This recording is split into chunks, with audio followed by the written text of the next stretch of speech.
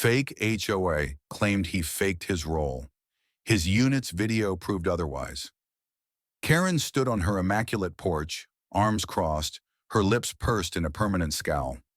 As president of the Willow Creek HOA, she ruled the neighborhood with an iron fist, her eagle eyes catching every misplaced trash can or untrimmed hedge. But today her gaze was fixed on Marcus, the quiet newcomer who'd moved into the modest house across the street 6 months ago. He was watering his garden, his movements slow, deliberate, like a man carrying an invisible weight. Karen didn't trust him. Something about his reserved demeanor, the way he avoided her block parties, screamed suspicious. "He's lying," she muttered to herself, clutching her phone. Marcus had mentioned once in passing that he was a veteran. He'd never bragged, never worn it like a badge. But Karen had overheard him at the mailbox, quietly answering a neighbor's question about his time in the service. "A Purple Heart," he'd said. "Purple Heart?" Karen scoffed. He didn't look like a hero. No swagger, no stories of glory. Just a faded jacket with a unit patch and a limp he never explained. She'd bet her pristine azaleas he was faking it for attention, maybe even discounts at the hardware store. Karen's fingers flew across her phone, posting to the neighborhood's private Facebook group. "Anyone else think Marcus is lying about being a vet? No proof, no stories, just claims. I'm calling it, he's a fraud." She hit send, a thrill coursing through her. Within minutes, likes and comments flooded in. "I knew he was shady." "Stolen valor is disgusting." The post spread beyond Willow Creek, picked up by local influencers, then a news blog. By evening, Worcestershire Willow Creek fraud was trending on X, with strangers piling on, demanding Marcus be exposed. The next day, Karen organized an emergency HOA meeting at the community center. She stood at the podium, her voice dripping with righteous indignation. "We can't let liars tarnish our neighborhood's reputation," she declared, her eyes locking onto Marcus, who sat in the back row, his face unreadable. The room buzzed with murmurs of agreement. If he's a veteran, where's the proof? No medals on his wall, no parades in his honor? I say he's a fake, and we deserve the truth. Marcus stood, his hands steady but his voice low. "I don't owe you my story, Karen. I served. That's enough." His words were calm, but they carried a weight that made a few in the crowd shift uncomfortably. Karen, undeterred, smirked. "Then show us something, anything, or admit you lied." The room erupted in shouts.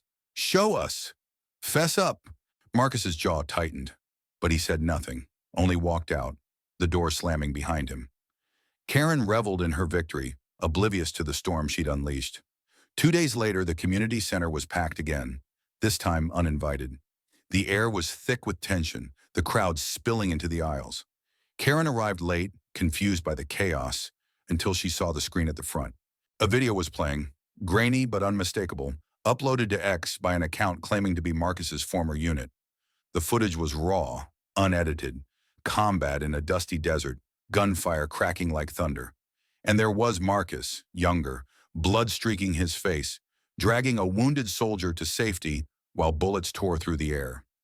He went back, again and again, pulling 3 men to cover before collapsing, his leg torn open by shrapnel. The crowd was silent, then erupted. "That's him! He's a hero!" Faces turned to Karen, their eyes burning with betrayal. She stood frozen, her smugness evaporating as the video looped, each frame a hammer to her pride. The post accompanying the video was brutal. "Marcus never wanted fame. He saved our lives and never spoke of it. Shame on Willow Creek for doubting him." Karen's knees buckled. She'd been wrong, catastrophically, publicly wrong. The room spun as she stumbled to a chair, the weight of her actions crashing down. She'd humiliated a man who'd risked everything, all because of her arrogance, her need to be right. The community center was a cauldron of rage. Faces that once nodded at Karen's every word now glared with disgust. A woman in the front row, Mrs. Delgado, stood, her voice trembling with fury. "You called him a liar, Karen, a man who saved lives. How dare you?" The crowd roared in agreement, their shouts a tidal wave crashing over her. Someone threw a crumpled flyer that hit her shoulder. Another yelled, "Resign!" Karen's mouth opened, but no words came. For the first time in years, she was powerless. Outside, the storm that had been brewing broke, rain pounding the windows like the community's collective scorn. Karen's phone buzzed incessantly. Notifications from X, emails, texts. Her post had been screenshotted, shared, and dissected across platforms. This Willow Creek fraud had morphed into Shaka justice for Marcus, with thousands demanding her apology, her resignation, her exile.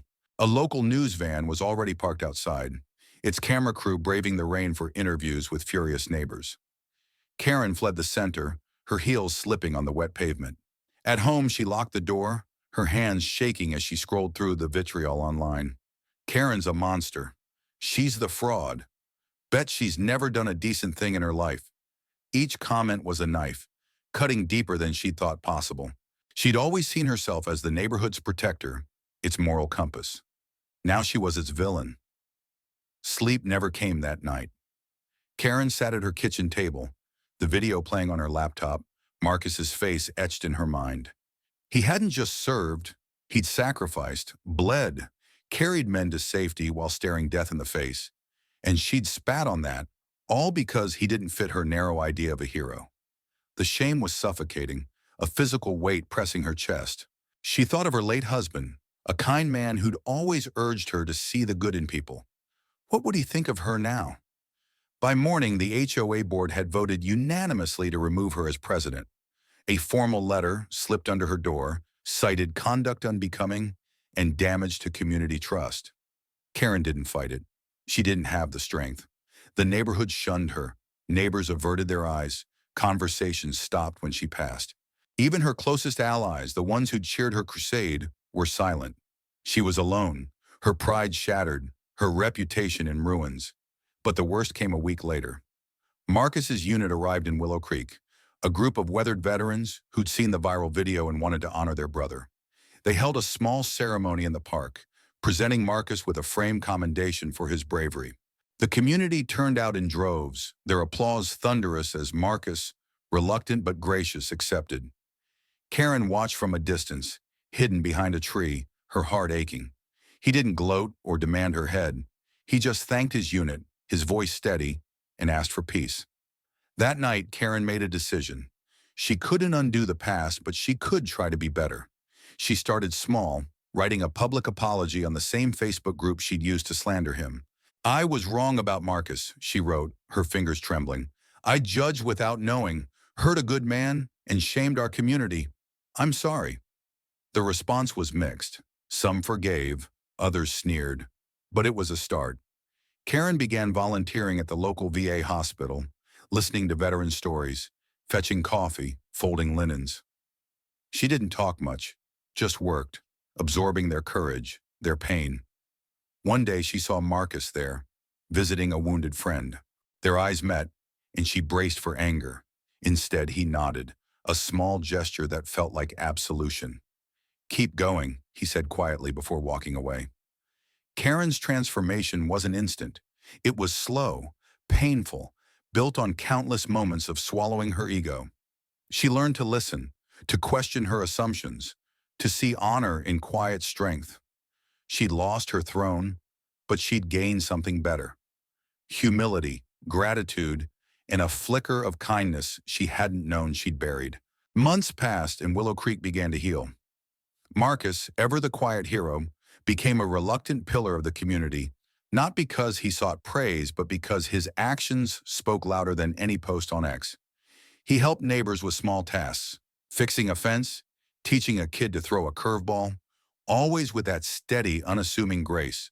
The neighborhood's anger faded, replaced by a quiet respect, a gratitude that didn't need fanfare. Karen, meanwhile, kept her distance, her life a shadow of what it once was. Her manicured lawn grew patchy, her porch empty of the neighbors who'd once flocked to her. But she didn't wallow. She threw herself into her work at the VA hospital, finding purpose in the small acts she'd once dismissed as beneath her. She listened to a Marine recount his nightmares, held the hand of a Vietnam vet during a tough doctor's visit, learned the names of every nurse on the ward. Each moment chipped away at the arrogance that had defined her, replacing it with something softer, something real. One spring morning, the community organized a Memorial Day barbecue in the park. Marcus was there, Not as the guest of honor, but as a volunteer, flipping burgers with a rare smile. Karen hesitated at the park's edge, a tray of homemade cookies in her hands. She hadn't attended a neighborhood event since the scandal, hadn't faced the crowd that had turned on her, but she'd baked those cookies. Chocolate chip, Marcus's favorite, a detail she'd overheard at the hospital, and she owed it to herself, to him, to show up. She approached slowly, bracing for cold shoulders. A few neighbors glanced her way, their expressions guarded, but no one shouted or sneered. She set the cookies on the dessert table, her heart pounding, and turned to leave. Then she heard his voice. "Karen," Marcus called, wiping his hands on an apron. She froze, expecting judgment. Instead, he gestured to the grill. "We're short on hands. Want to help?" It was a small offer, but it felt like a lifeline. Karen nodded, her throat tight, and took a spatula. They worked side by side, the sizzle of burgers filling the silence. She didn't apologize again. She'd said it enough in her letter, her actions. But she felt the weight of that moment, the grace he extended without needing to. The crowd noticed too. Mrs. Delgado, once her fiercest critic, brought her a lemonade. A kid asked her to judge a sack race. Slowly the ice thawed. As the sun set, the barbecue wound down, and Marcus spoke to the crowd, his voice steady. "This day's about remembering those who gave everything," he said, "but it's also about living better, honoring them with how we treat each other." His eyes met Karen's briefly, not with anger, but with something like hope. She felt tears prick her eyes, not from shame this time, but from gratitude, for his forgiveness, for the chance to change. Karen never regained her old throne, nor did she want to. She'd learned that true honor wasn't in power or praise, but in kindness, in seeing people for who they were, not who she assumed them to be. She'd been broken, but in the breaking, she'd found something worth keeping, a heart that could grow. Thus, the end.